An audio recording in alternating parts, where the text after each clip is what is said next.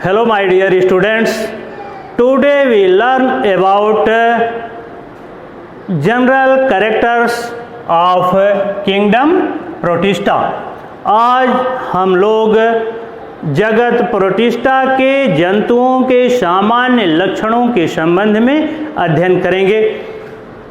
Protista शब्द Greek भाषा के दो शब्दों प्रोटोस और टिस्टास से मिलकर के बना है। प्रोटोस मीन्स वेरी फर्स्ट एंड टिस्टास मीन्स टू इस्टेब्लिश, यानी ऐसे यूकैरियोटिक प्रथम जंतु जो पृथ्वी पर अवतरित हुए, यानी प्रोटिस्टा ऐसे यूकैरियोटिक प्रथम जीव थे जो सर्वप्रथम पृथ्वी पर अवतरित हुए। तो आइए हम लोग आज प्रोटिस्टा शब्द का अर्थ और उसके सामान्य लक्षणों के संबंध में अध्ययन करते हैं। सर्वप्रथम सन 1866 ईस्वी में अर्नेस्ट हेकल नामक वैज्ञानिक ने प्रोटिस्टा शब्द का प्रयोग किया था। प्रोटिस्टा शब्द किसी वास्तविक उद्विकासीय इकाई को वर्णित नहीं करता जिसमें सामान्य लक्षण हो, बल्कि यह एक सुविधाजनक शब्दावली है जो ऐसे किसी भी यूकैरियोटिक जीव के लिए प्रयुक्त की जाती है जो पौधा, जंतु या कवक नहीं है। यानी प्रोटिस्टा शब्द एक ऐसी सुविधाजनक शब्दावली है जो किसी ऐसे जीव के लिए प्रयुक्त की जाती है जो न तो जंतु हैं, न कवक हैं और न ही पौधे हैं। तो वास्तव में ये हैं क्या? वास्तव में ये हैं ऐसे प्रथम यूकैरियोटिक जीव जो पृथ्वी पर सर्वप्रथम अवतरित हुए। आप इसको इस तरह से भी कह सकते हैं, protista is a term of convenience that means any eukaryotic organism that is not a plant, animal or fungus. Term protista was first coined by Ernest Haeckel in 1866. सर्वप्रथम अर्नेस्ट हेकल नामक वैज्ञानिक ने सर्वप्रथम 1866 ईस्वी में प्रोटिस्टा शब्द का प्रयोग किया था। प्रोटिस्टा पृथ्वी के प्रथम यूकैरियोटिक जीवधारी हैं और इनके जो लक्षण हैं उसका क्रमशः एक एक करके हम लोग अध्ययन करते हैं। आइए सर्वप्रथम किंगडम प्रोटिस्टा के जंतुओं के लक्षणों के संबंध में हम लोग अध्ययन करें और देखें कौन कौन से ऐसे लक्षण हैं जो किंगडम प्रोटिस्टा के जंतुओं में पाए जाते हैं। नंबर 1, किंगडम प्रोटिस्टा के जंतु एक कोशिकीय होते हैं। ये यूकैरियोटिक होते हैं और ये सॉलिटरी जीवन व्यतीत करते हैं, यानी स्वतंत्र रूप से अकेले जीवन व्यतीत करते हैं, अथवा कॉलोनियल होते हैं, समूह बना करके भी जीवन व्यतीत करते हैं। तो यह जो जंतु होते हैं यह एक कोशिकीय होते हैं। उनके शरीर में केवल एक ही कोशिका होती है। जीवन की सारी जैविक क्रियाएं उनकी एक ही कोशिका में संपन्न होती हैं और वह कोशिका यूकैरियोटिक होती है। इसके पहले आप किंगडम मोनेरा को पढ़े हैं और किंगडम मोनेरा में ऐसे लिविंग ऑर्गेनिज्म आते हैं जिनके शरीर में एक कोशिकाएं होती हैं, यानी वह भी यूनिसेलुलर होते हैं लेकिन वह कोशिकाएं प्रोकैरियोटिक होती हैं। परंतु किंगडम प्रोटिस्टा में ऐसे जीव रखे जाते हैं जो एक कोशिकीय होते हैं और वह कोशिकाएं यूकैरियोटिक होती हैं।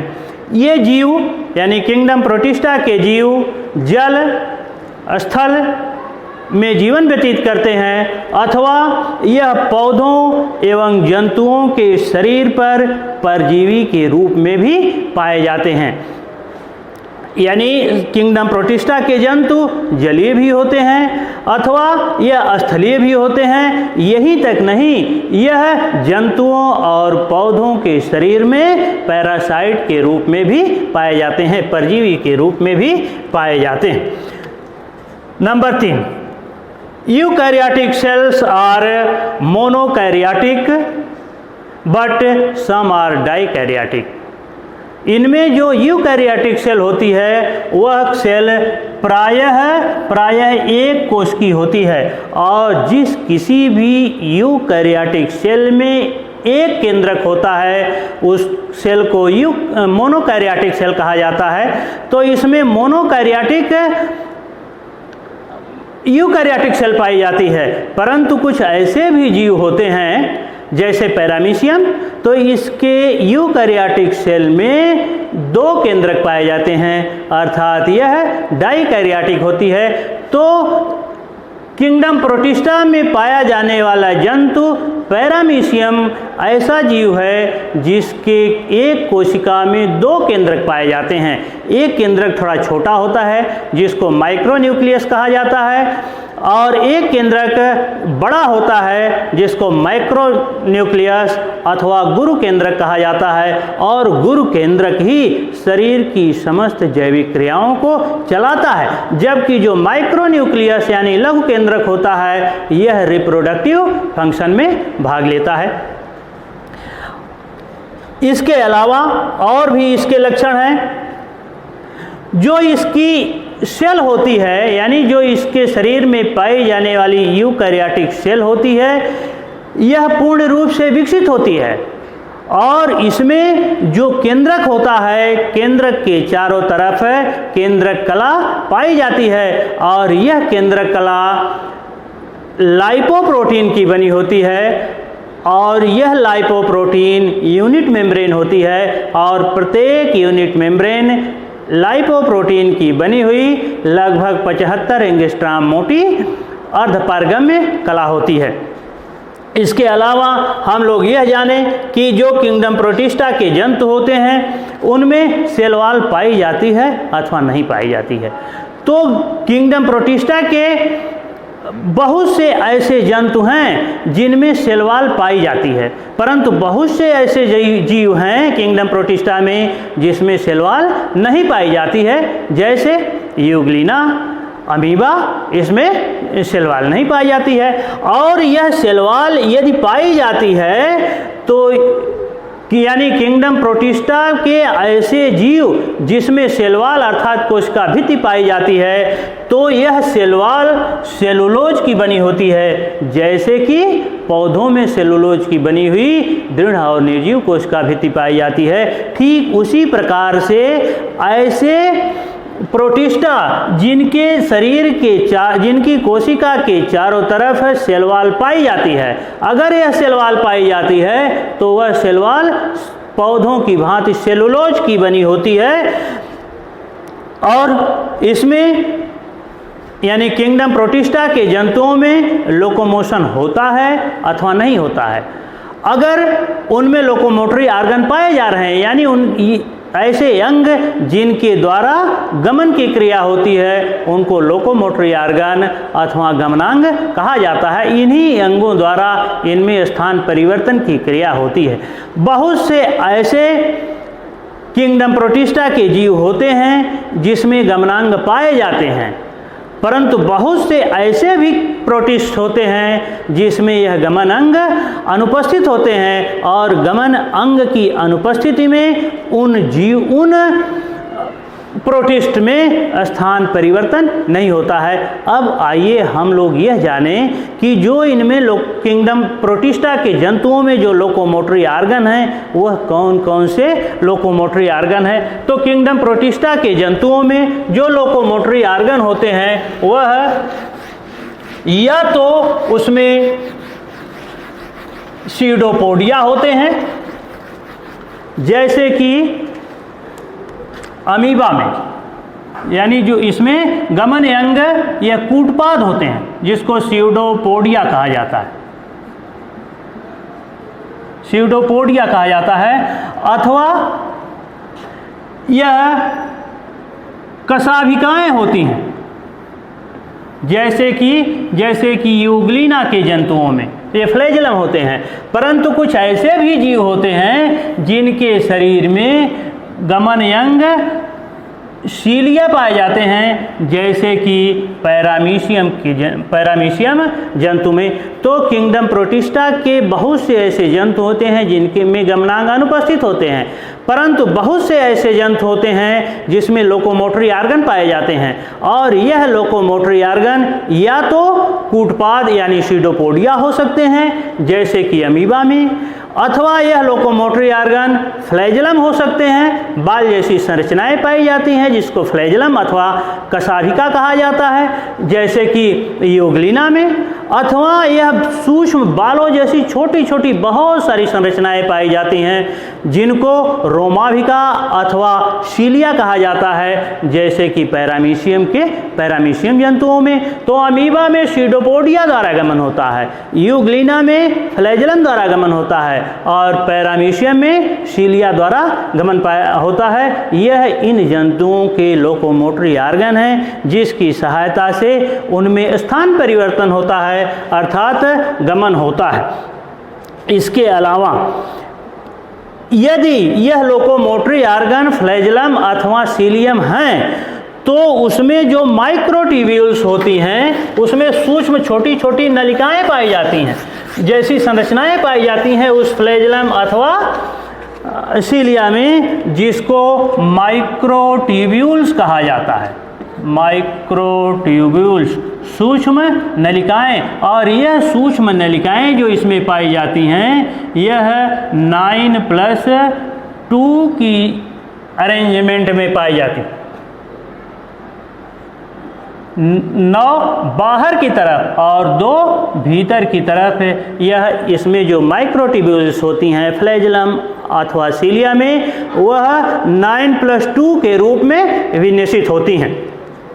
इसके अलावा आइए हम लोग यह जानें कि जो किंगडम प्रोटिस्टा के जंतु होते हैं उसमें न्यूट्रिशन किस तरह का होता है, उन जंतुओं में किस प्रकार का पोषण होता है।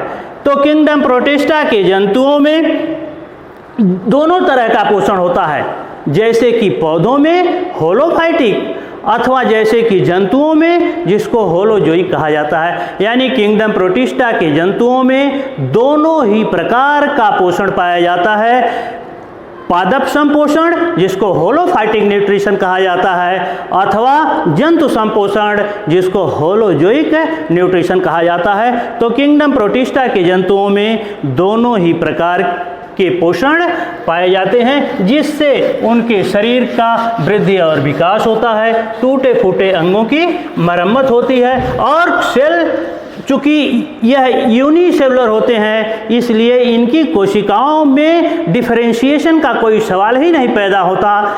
अर्थात जो पोषण होता है इनमें चाहे वो होलोफाइटिक न्यूट्रिशन हो अथवा होलोजोइक न्यूट्रिशन हो, उनसे शरीर का वृद्धि एवं विकास होता है, टूटे फूटे अंगों की मरम्मत होती है, और यह पोषक पदार्थ उनकी शरीर की जैविक क्रियाओं को चलाने के लिए एटीपी के रूप में ऊर्जा देते हैं और उससे इनके शरीर का पोषण होता है। आइए अब हम लोग यह भी जानें कि जो इसमें होलोफाइटिक अथवा होलोजोइक न्यूट्रिशन होता है तो उसमें स्टोर्ड मटेरियल कौन कौन से होते हैं, कोशिकाओं में जो संचित भोज्य पदार्थ होते हैं वह क्या क्या होते हैं। किंगडम प्रोटिस्टा के जंतुओं में जिनमें कि होलोफाइटिक टाइप ऑफ न्यूट्रिशन पाया जाता है, ऐसे जंतुओं में संचित भोज्य पदार्थ स्टार्च होते हैं, यानी संचित भोज्य पदार्थ उनमें मंड होते हैं। किन जंतुओं में? ऐसे प्रोटिस्टा में जिसमें होलोफाइटिक टाइप ऑफ न्यूट्रिशन पाया जाता है, यानी जिनमें पादप संपोषण की क्रिया होती है, ऐसे जंतुओं में प्रकाश संश्लेषी पदार्थ पाए जाते हैं, और वह प्रकाश संश्लेषी पदार्थ ठीक उसी प्रकार से पोषक पदार्थों का निर्माण करते हैं जैसे कि हरे पौधों में। कहने का मतलब यह है कि कुछ ऐसे प्रोटिस्ट होते हैं जिनमें प्रकाश संश्लेषण की क्रिया ठीक उसी प्रकार से होती है जैसे कि हरे पौधों में, जैसे कि यूग्लिना में। तो यूग्लिना में संचित भोज्य पदार्थ यानी ऐसे प्रोटिस्ट में संचित भोज्य पदार्थ स्टार्च होते हैं, अथवा यह स्टार्च जैसे पदार्थ जिसको उपमंड कहा जाता है अथवा पैरामाइलम कहा जाता है, ऐसे भोज्य पदार्थ इसमें संचित भोज्य पदार्थ के रूप में पाए जाते हैं, या इन जंतुओं में ग्लाइकोजन भी संचित भोज्य पदार्थ के रूप में पाया जाता है। ऐसे जंतुओं में ग्लाइकोजन संचित भोज्य पदार्थ के रूप में पाया जाता है जिसमें होलोजोइक टाइप ऑफ न्यूट्रिशन होता है, जैसे कि अमीबा में होलोजोइक टाइप ऑफ न्यूट्रिशन पाया जाता है, अथवा इनमें संचित भोज्य पदार्थ फैट बॉडीज होते हैं, जैसे कि जो इसमें स्लाइम मोल्ड्स होते हैं, कवक सम प्रोटिस्ट होते हैं, ऐसे जंतुओं में संचित भोज्य पदार्थ फैट बॉडीज के रूप में होते हैं। तो एक बार आप और यह सुन लें मेरी बात कि जो इसमें संचित भोज्य पदार्थ होते हैं किंगडम प्रोटिस्टा के जंतुओं में, वह या तो स्टार्च हो सकते हैं अथवा उपमंड यानी जिसको आप पैरामाइलम कहते हैं वो हो सकते हैं, या यह ग्लाइकोजन हो सकते हैं अथवा फैट बॉडीज हो सकते हैं संचित भोज्य पदार्थ। अब आइए हम लोग जो सबसे यूनिक कैरेक्टर किंगडम प्रोटिस्टा के जंतुओं का है, और यूनिक कैरेक्टर तो इस मामले में माना जाएगा कि किसी भी जीवधारी का यह लक्षण होता है अपनी वंश परंपरा को चलाने के लिए अपने जैसे जीवों को उत्पन्न करना। अगर यह क्रिया न हो तो उस जाति के जीवों की संख्या प्रकृति से विलुप्त हो जाएगी, और जीवधारियों का यह मूलभूत लक्षण है कि अपनी जैसी संतानें उत्पन्न करना, अपनी वंश परंपरा को चलाने के लिए अपनी प्राकृतिक मृत्यु के पहले ही अपने जीन्स को अपने जेनेटिक कैरेक्टर को अपनी संतानों में पहुंचाना, अर्थात अपनी जैसी संतानें उत्पन्न कर देना, यह सभी जीवधारियों का मूलभूत लक्षण होता है। तो आइए हम लोग यह जानें कि जो किंगडम प्रोटिस्टा के जंतु हैं उसमें प्रजनन अर्थात रिप्रोडक्शन जिसको आप कहते हैं, या सामान्यतः आप जिसको जनन कहते हैं, वह जनन की कौन कौन सी विधियां होती हैं किंगडम प्रोटिस्टा में। तो किंगडम प्रोटिस्टा में रिप्रोडक्शन मुख्यतः दो विधियों द्वारा होता है, एसेक्सुअल रिप्रोडक्शन जिसको अलैंगिक जनन कहा जाता है, और दूसरा जो टाइप है उसमें रिप्रोडक्शन का उसको सेक्सुअल रिप्रोडक्शन कहा जाता है। कहने का मतलब यह है कि किंगडम प्रोटिस्टा के जंतुओं में एसेक्सुअल और सेक्सुअल दोनों ही प्रकार का जनन पाया जाता है। कुछ ऐसे जंतु होते हैं जिसमें बाइनरी फिशन द्वारा सम द्विविभाजन की प्रक्रिया द्वारा एसेक्सुअल रिप्रोडक्शन होता है, जैसे कि यूग्लिना और पैरामीशियम में। परंतु ऐसे भी जंतु होते हैं जिसमें सेक्सुअल रिप्रोडक्शन, और वह भी सेक्सुअल रिप्रोडक्शन जो होता है बहुत ही simple type of sexual reproduction होता है, और वह विधि होती है कॉन्जुगेशन की प्रक्रिया। तो कॉन्जुगेशन प्रक्रिया द्वारा इसमें simple type of sexual reproduction पाया जाता है। अब नेक्स्ट वीडियो में हम लोग किंगडम प्रोटिस्टा के जंतुओं को कुल 3 मुख्य समूहों में विभाजित करके अध्ययन करेंगे। किंगडम प्रोटिस्टा के जंतुओं को कुल 3 मुख्य समूहों में विभाजित किया गया है। ऐसे प्रोटिस्टा जिसमें होलोफाइटिक टाइप ऑफ न्यूट्रिशन होता है, ऐसे को पादप सम प्रोटिस्ट कहा जाता है। परंतु ऐसे प्रोटिस्टा जिसमें होलोजोइक टाइप ऑफ न्यूट्रिशन पाया जाता है उनको जंतु सम प्रोटिस्टा कहा जाता है। परंतु कुछ ऐसे भी प्रोटिस्ट होते हैं जिसमें न तो होलोफाइटिक टाइप ऑफ न्यूट्रिशन पाया जाता है और न ही होलोजोइक टाइप ऑफ न्यूट्रिशन पाया जाता है, उसमें सेपरो टाइप ऑफ न्यूट्रिशन पाया जाता है, मृतोपजीवी तरह का उसमें पोषण पाया जाता है, जैसे कि प्रायः कवकों में पाया जाता है। तो किंगडम प्रोटिस्टा के जंतुओं को कुल 3 मुख्य समूहों में विभाजित किया गया है, पादप सम प्रोटिस्टा, जंतु सम प्रोटिस्टा और कवक सम प्रोटिस्टा। इन तीनों ही समूहों का हम लोग अलग अलग लक्षण और उनके उदाहरण को विस्तृत रूप में अध्ययन करेंगे। आज के इस वीडियो में बस इतना ही। Thank you. और वीडियो समाप्त करने के पहले बच्चों मैं आपको एक चीज़ ये भी बता दूं, यदि आज तक मेरे YouTube चैनल जो कि लुमिनस बायो क्लासेस के नाम से चलता है, यदि आप उसे सब्सक्राइब न किए हों तो इस तरह की अच्छी से अच्छी वीडियो प्राप्त करने के लिए जीव विज्ञान पर आप उसे अवश्य सब्सक्राइब कर लें। Thank you.